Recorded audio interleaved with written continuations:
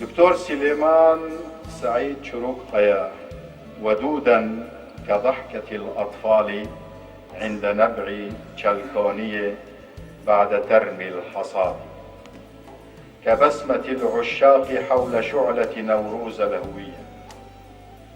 أيقظه العشق باكرا كي يغزل سلوج يول أتشتي دبركو ديورك كل سر برفيبي رشدكن دبركو بشتو كوزار،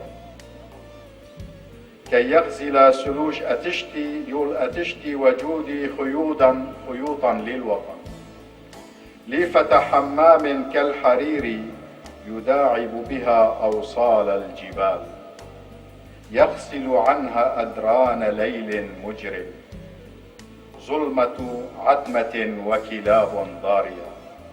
فما لجرح الوطن إن جار الزمان إلا زغاريد الأمهات وديلان بيشمرقة على تقاسيم البرنو، لإيقاع مدفعية أو رشقات دوشكا وعلم كفى.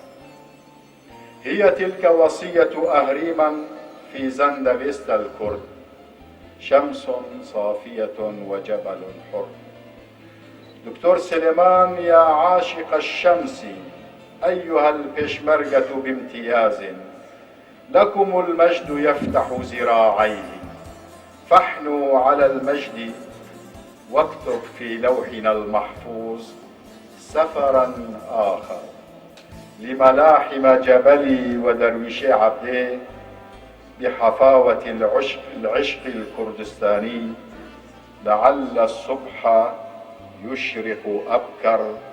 شهيدي دكتور سليمان، سلاما لروحك النقية، صديقا لنضالات الزمن الغادر.